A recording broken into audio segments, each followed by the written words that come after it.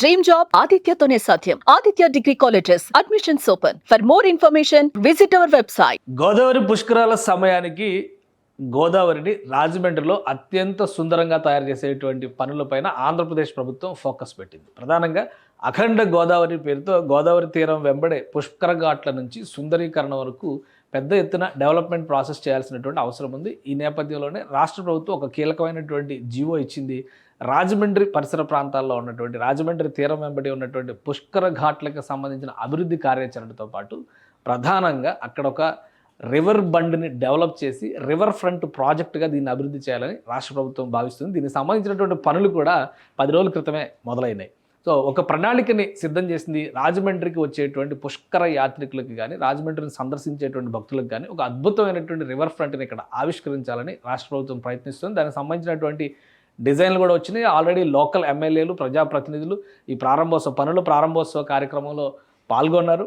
ఆ పనులు జోరుగా సాగుతున్నాయి. మొత్తం 22 కోట్ల రూపాయలను ఖర్చు పెట్టడం ద్వారా ఒక భారీ ట్యాంక్ బండ్ నిర్మాణాన్ని రాజమండ్రి తీరంలో రాష్ట్ర ప్రభుత్వం చేపట్టింది. దాని డిజైన్స్ని ఒకసారి మనం పరిశీలిద్దాం. ఇక్కడికి వచ్చేటువంటి పర్యాటకులందరికీ కూడా ఈ తరహా ఎక్స్పీరియన్స్ ఉండే విధంగా భారీ ట్యాంక్ బండ్ తరహాలో ఇక్కడ ఏర్పాట్లు జరుగుతాయి. ఇది ఏరియల్ వ్యూ డిజైన్ ఇది.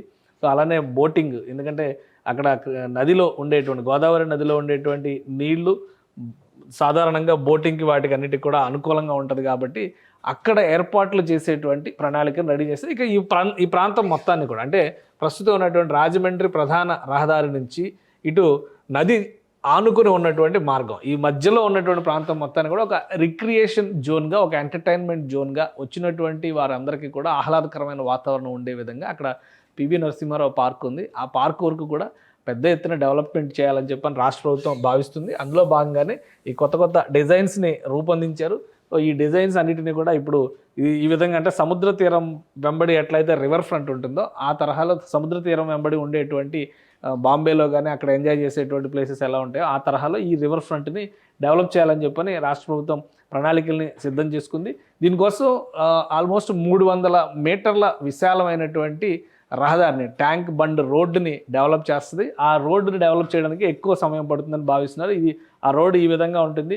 సో అక్కడ వాకింగ్ ఏరియా లాగా ఉండొచ్చు. అక్కడ ఎటువంటి కల్చరల్ యాక్టివిటీస్ చేసినా కానీ మనం హైదరాబాద్లో నెక్లెస్ రోడ్డు అవి చూస్తుంటాం కదా, దాదాపు ఆ తరహాలో దీన్ని చూడొచ్చు. పద్మావతి ఘాటు, టీటీడీ ఘాట్ల మధ్య జరిగేటువంటి డెవలప్మెంట్ ఇది. మొత్తం 5.5 అంటే 1/2 కిలోమీటర్ వరకు వస్తుంది. 550 మీటర్ల డిస్టెన్స్ మొత్తం ఈ లొకేషను. ఇక్కడ లెక్కేసినటువంటి లొకేషన్ 560 మీటర్ల లెక్క కనిపిస్తుంది. అంటే మొత్తంగా 1/2 కిలోమీటర్ మేరకు ఇక్కడ గౌతమి నందనవనం పార్క్ ఉంటుంది. అక్కడి నుంచి చూస్తే పివి నరసింహారావు పార్క్ ఎండ్ వరకు కూడా డెవలప్మెంట్ చేస్తుంది. ఇది ప్రజెంట్ ఎగ్జిస్టింగ్ రోడ్డు. ఇది మధ్యలో చిన్న రోడ్డు, రహదారి వ్యవస్థ ఉన్నటువంటి దీన్ని పూర్తి స్థాయి బండ్ కింద డెవలప్ చేస్తారు.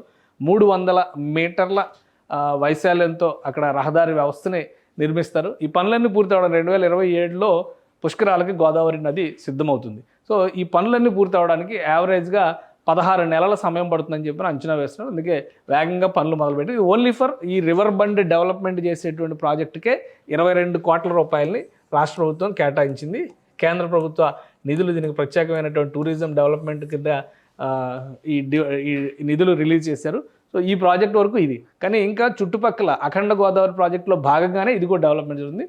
ఇంకా చుట్టుపక్కల అనేక ప్రాంతాలని వచ్చేటువంటి యాత్రికుల కోసం రాజమండ్రి నుంచి అటు గోదావరి అంతర్వేదికి చేరేటువంటి మార్గంలో ఉన్నటువంటి ప్రాంతాలన్నిటిని కూడా ఎక్కడైతే టూరిజం పరంగా డెవలప్మెంట్కి స్కోప్ ఉందో ఆ ప్రాంతాలన్నింటిలో కూడా ఘాట్ రోడ్స్ డెవలప్మెంట్తో పాటు ఆహ్లాదకరమైనటువంటి వాతావరణాన్ని సృష్టించాలని చెప్పని ఏపీ సర్కార్ ప్రణాళికలను సిద్ధం చేసింది. కేంద్ర ప్రభుత్వం దానికి ఆమోదించింది. ఈ విధంగా వచ్చినటువంటి యాత్రికులు 2 స్టెప్ ఇది. అలానే అక్కడ ఉన్నటువంటి రాజమండ్రిలో ఉన్నటువంటి హ్యావ్లాక్ బ్రిడ్జి, అక్కడ ఒక హ్యావ్లాక్ బ్రిడ్జ్ పైన కూడా ఒక ఆహ్లాదకరమైనటువంటి వాతావరణాన్ని సృష్టించాలి. ఒక శిల్పారామం తరహా వ్యవస్థను అక్కడ డెవలప్ చేయాలని చెప్పి రాష్ట్ర ప్రభుత్వం భావిస్తుంది. సో ఇక్కడ ఈ డెవలప్మెంట్ చేసేటువంటి ఈ ట్యాంక్ బండ్ లేదా రివర్ ఫ్రంట్ మోడల్ వాటన్నిటికి కూడా ఎడిషనల్ అడ్వాంటేజ్గా అవుతుందని చెప్పి రాష్ట్ర ప్రభుత్వం భావిస్తుంది.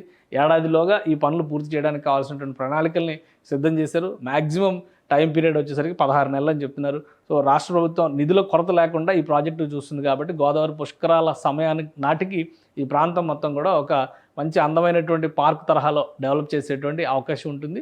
చుట్టుపక్కల ఉండేటువంటి ప్రజలే కాదు, ఎవరు గోదావరికి వచ్చినా కానీ ఇక్కడ ఎంజాయ్ చేసే విధంగా ఇంకా అనేక రిక్రియేషన్ జోన్స్ కూడా క్రియేట్ చేసేందుకు కావాల్సిన ప్రణాళికల్ని రాష్ట్ర ప్రభుత్వం సిద్ధం చేస్తుంది.